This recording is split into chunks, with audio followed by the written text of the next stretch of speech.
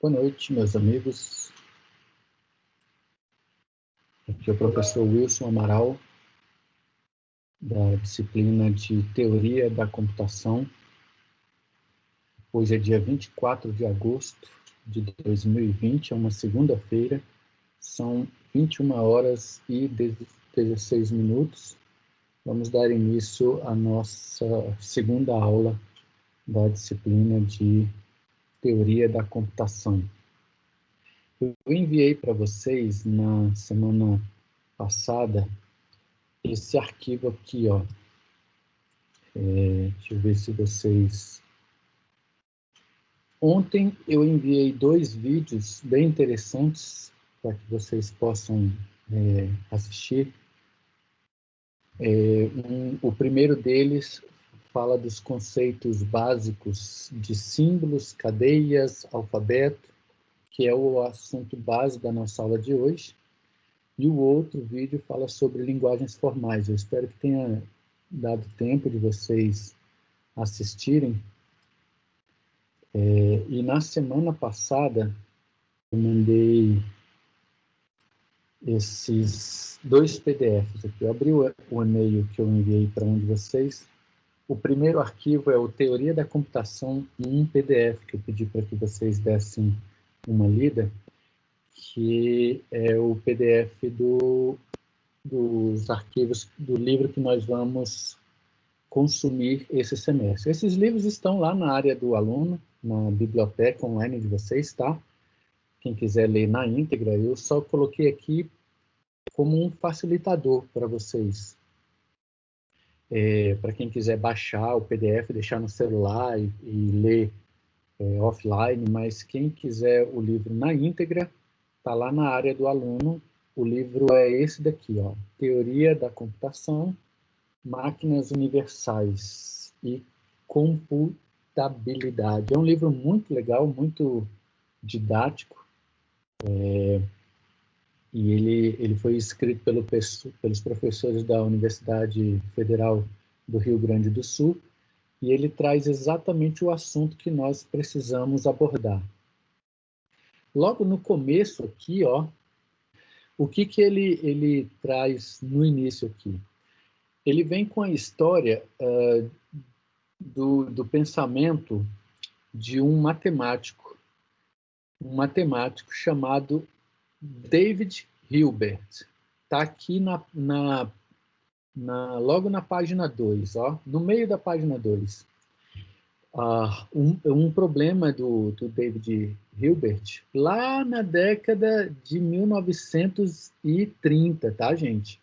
Ele propôs o seguinte: olha, a gente precisa encontrar um algoritmo. Eu estou lendo aqui o que está na página, no meio da página 2, tá? Ele fala assim, ó, nós precisamos encontrar um algoritmo que recebe como entrada a descrição de uma linguagem formal em uma sentença que é tida como saída verdadeiro ou falso, dependendo se a instrução de entrada é verdadeira ou falsa. Ele lançou essa ideia, e aí, até 1930, o texto fala aqui, ele achava que todos os problemas eles eram possivelmente resolvidos por meio da computabilidade. Então, a história da nossa aula começa aqui. Começa no ano de 1930, quando esse matemático alemão, David Hilbert, em 1930, ele achava que todos os problemas eram resolvidos por meio de matemática, de solução computável. Aí, olha o que aconteceu. Um ano depois, em 1931, e aí está no final da página 2, um matemático austríaco chamado Kurt Gödel, ele publicou um trabalho que ele falou assim, olha, não, a gente tem uma série de problemas que não são resolvidos matematicamente. O nome do trabalho dele chamou-se Teorema da Não Completude. E aí bagunçou tudo que a gente tinha até então de teoria da computação. E aí surgiu um campo novo, que é justamente o desenvolvimento de técnicas computacionais para resolver problemas.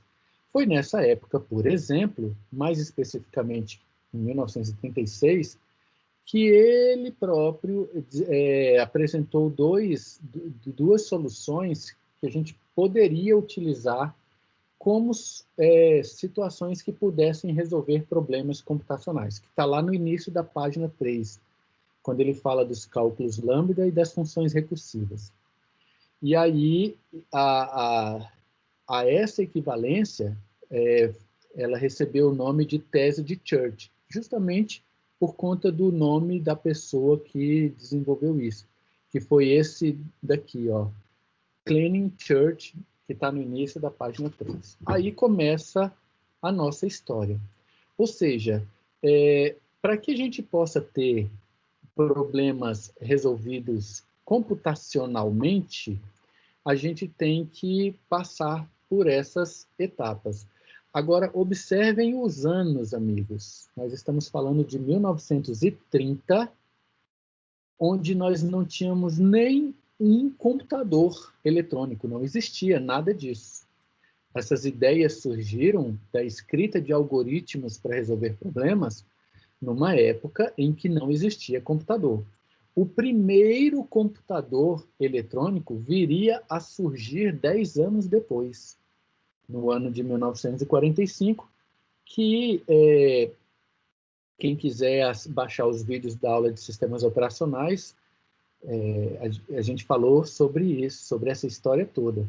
Então, observem que a gente está falando de computação 10 anos antes do primeiro computador. Então, a primeira pergunta que eu faço para vocês é: o que é computação?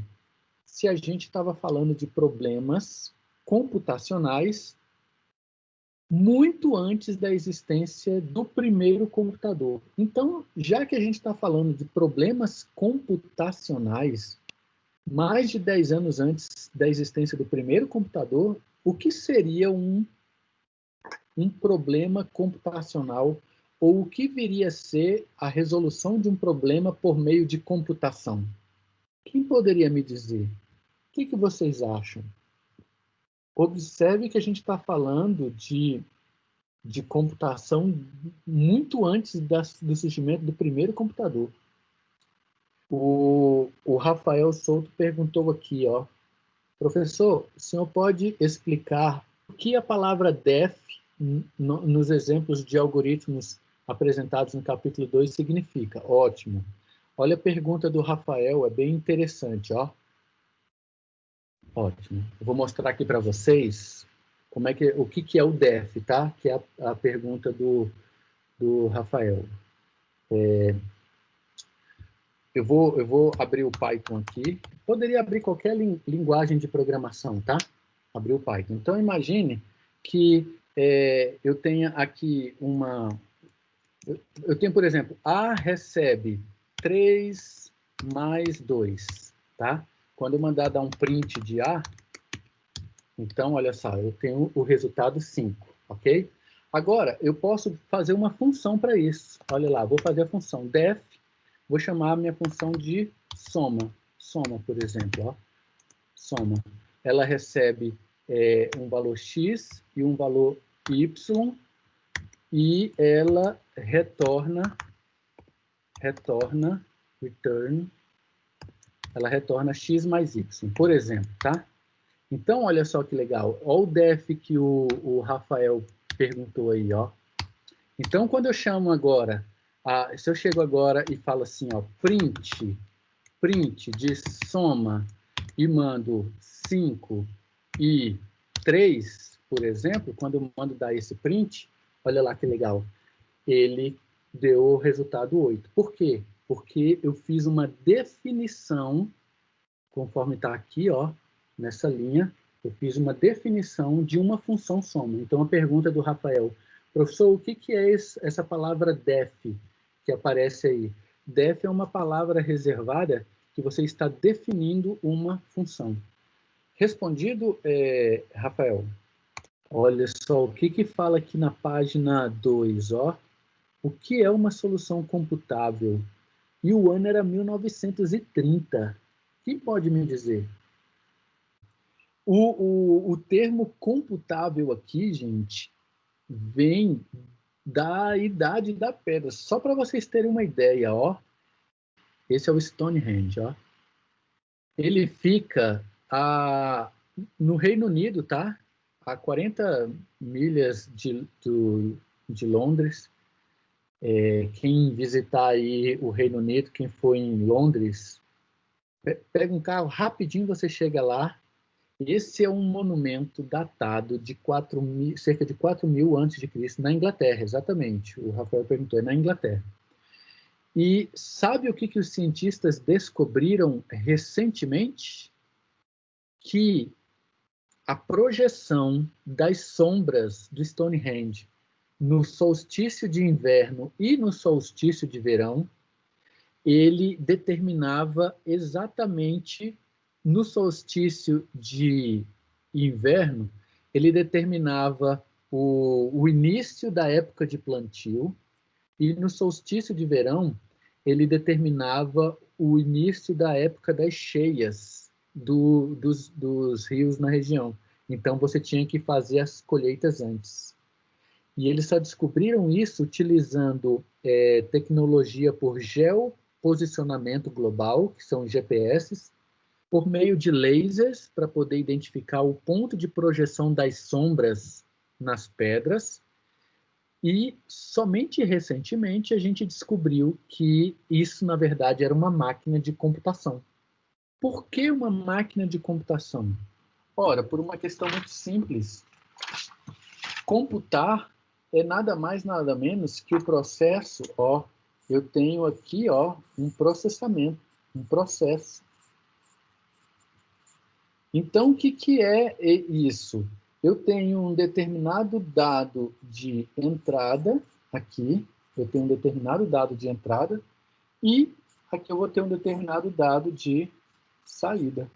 Então, na verdade, essa ideia de processar dados, onde eu tenho dados que entram e aqui eu tenho informação que sai por meio de um processamento, isso daqui significa computar. Então, toda vez que vocês ouvirem a palavra computação, esqueçam a ideia de um computador. É só uma coincidência dos nomes, porque o computador é uma máquina que você entra com dados de entrada e ele te dá informações de saída, o computador.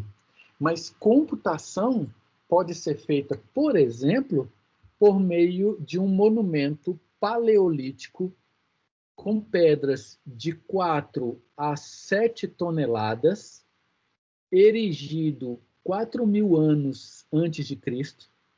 Tem até uma outra curiosidade a respeito disso. Não existem dessas pedras na região, vocês sabiam disso? Imagina, o ano é 3.500 a 4.000 anos antes de Cristo. Não tem nada a ver com computador, é o contrário. O computador tem tudo a ver com computação, mas computação não tem nada a ver com computador. Por quê? Porque o computador é uma máquina de computar. Computar é o processo de transformar dados de entrada em dados de saída. Ou seja, de um lado entram dados, do outro saem informações.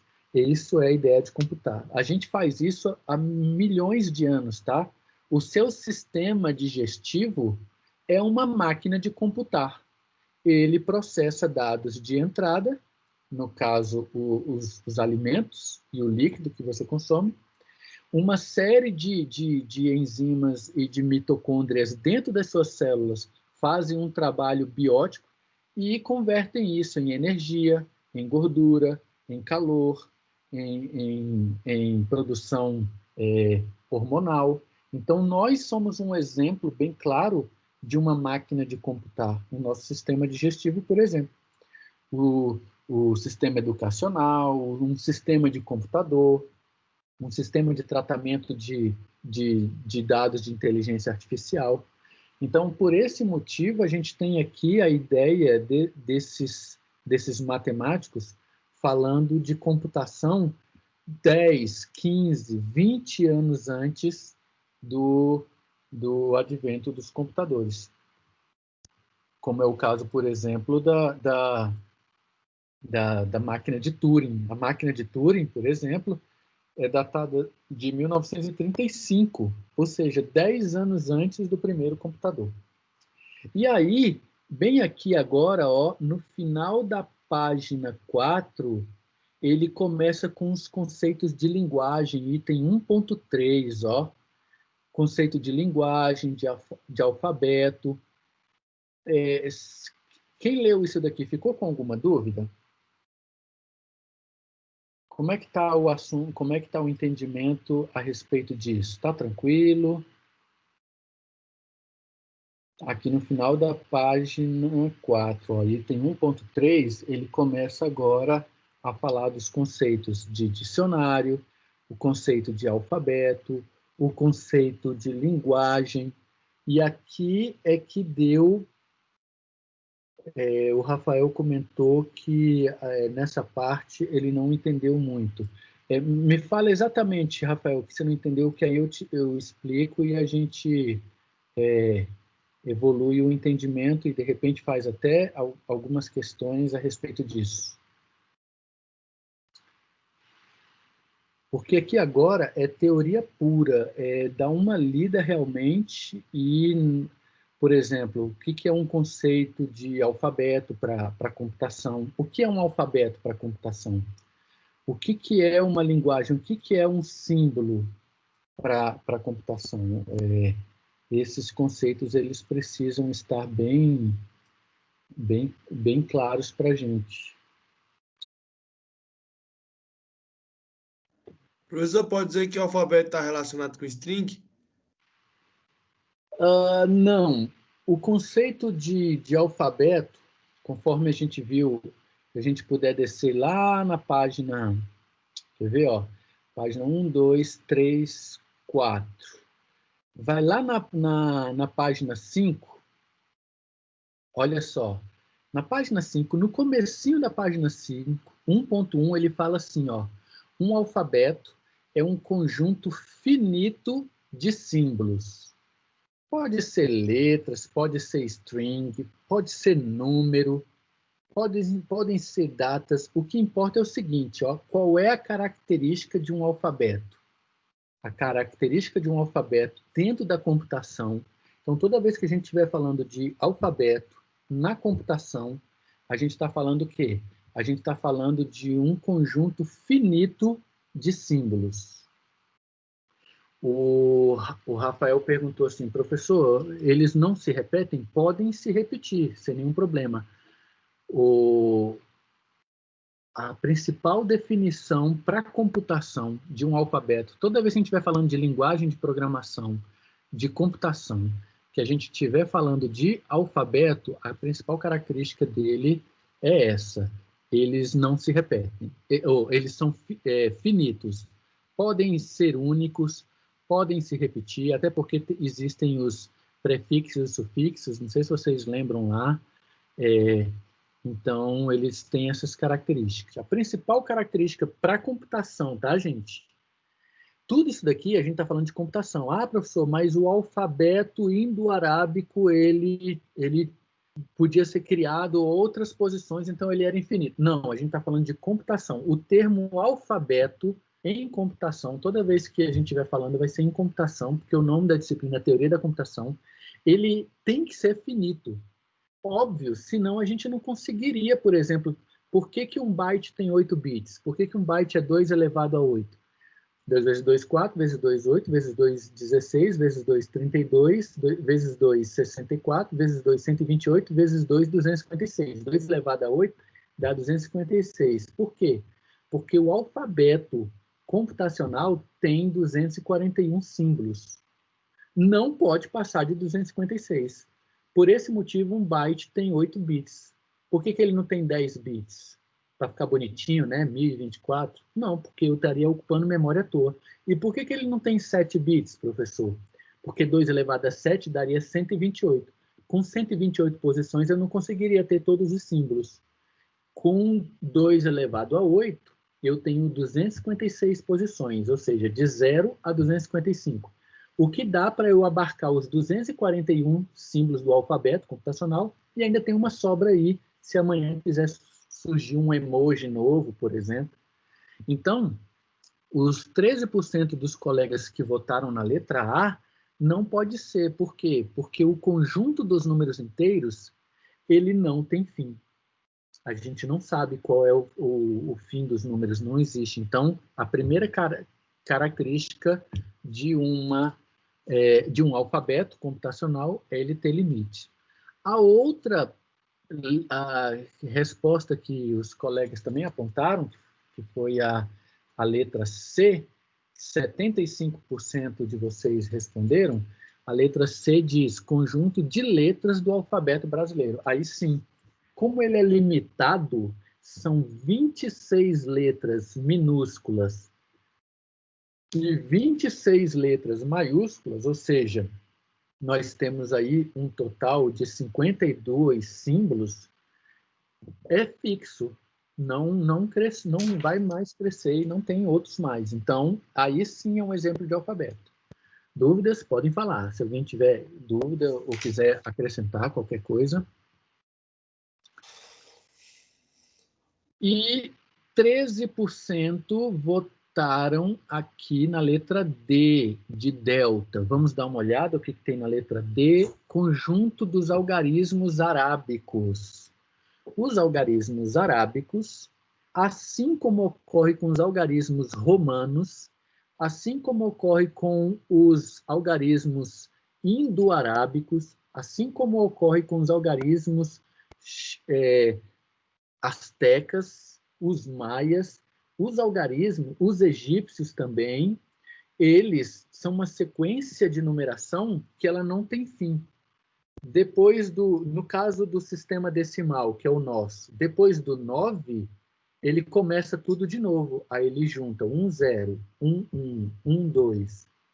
No caso do binário, 0, 0 é o símbolo 0, 0, 1 é o símbolo 1. O 2 é 1, 0. O 3, 1, 1. E o 4, aí eu acrescento um novo dígito, 1, 0, 0. E o 5, 1, 0, 1. E o 6, 1, 1, 0. E o 7, 1, 1, 1. E o 8, aí eu acrescento outro. Ou seja, não tem fim. Então, toda vez que vocês virem conjuntos de números, a não ser que seja assim, ó, conjunto dos números das casas de uma rua. Ah, essa é boa, hein?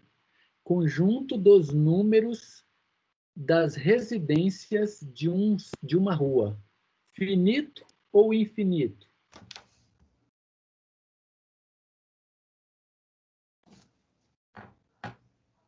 Os conjuntos dos números das casas de uma rua. É finito, né? Eu não consigo botar casas infinitas numa rua, até porque existe um próprio limite no planeta Terra. Não daria como. Como ele é finito, ele pode ser considerado um alfabeto? Verdadeiro ou falso?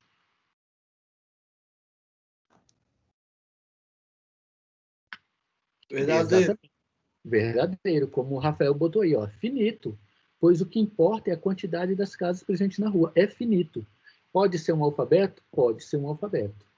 Então, nem sempre que for conjunto dos números, nem sempre ele é finito. Nem sempre ele é infinito, tá? Então, precisa ver o contexto. Então, os colegas que responderam, por exemplo, a opção D, não está correta, porque os números arábicos, assim como os romanos, e assim como os números primos, por exemplo, o que é um número primo?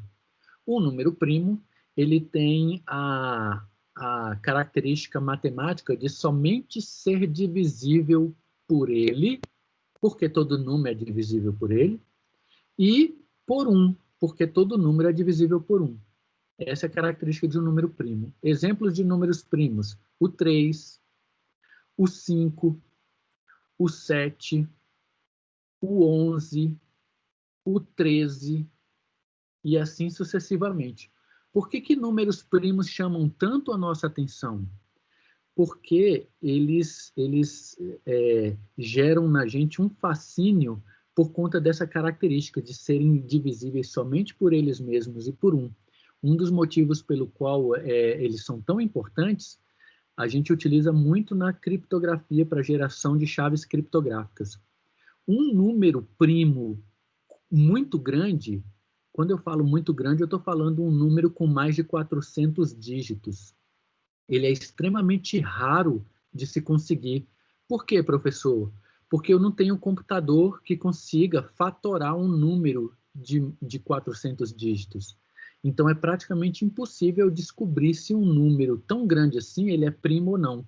Por esse motivo, eles são muito valiosos na área de criptografia. Só para vocês terem uma ideia, um número primo descoberto recentemente nos Estados Unidos, dentro de uma universidade, foi vendido por 6 milhões de dólares.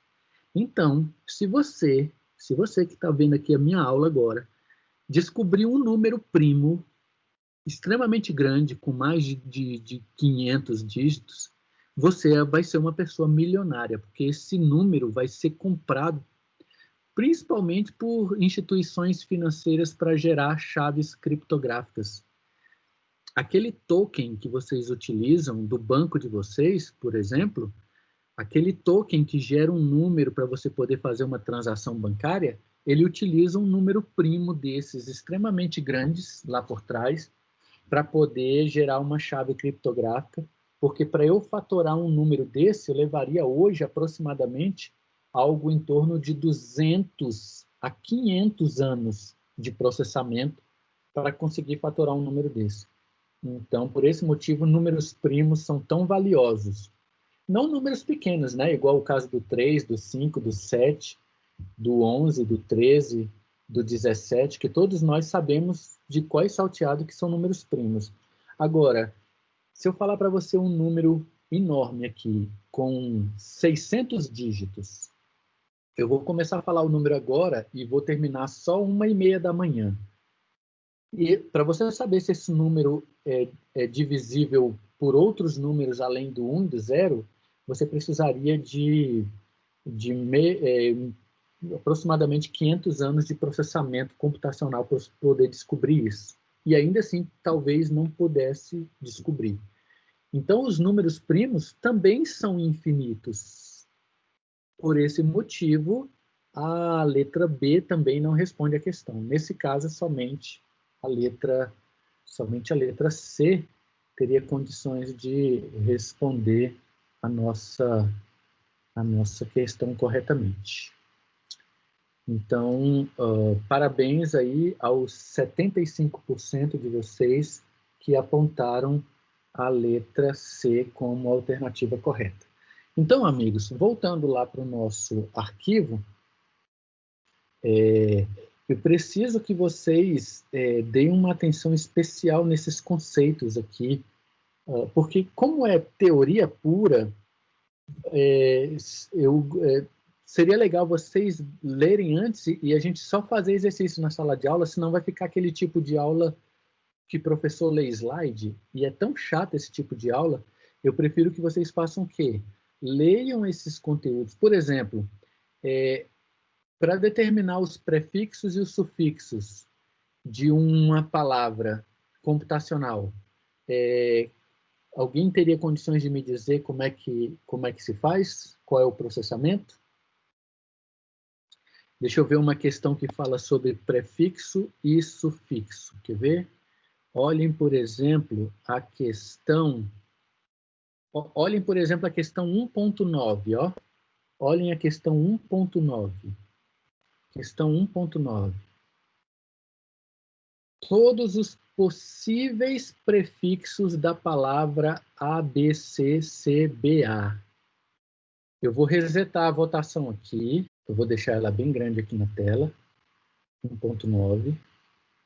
E votem para mim. 88% de vocês responderam a letra A corretamente. Se vocês puderem abrir na aba aí qual é esse exercício, o exercício 1.9, a letra A responde corretamente a questão. ou seja, todos esses itens apresentados nesse alfabeto aí correspondem a prefixos do alfabeto A, B, C, C, B, A. E 13% de vocês responderam a letra B. A letra B, olha só que interessante, a letra B ele apresenta justamente os sufixos desse alfabeto, tá? Então, se vocês puderem aí abrir a letra B, ele apresenta justamente os sufixos desse alfabeto. Então, parabéns aos 88% de vocês que responderam a letra A, que realmente são os prefixos. O Rafael perguntou se é um prefixo, então tem que começar por A.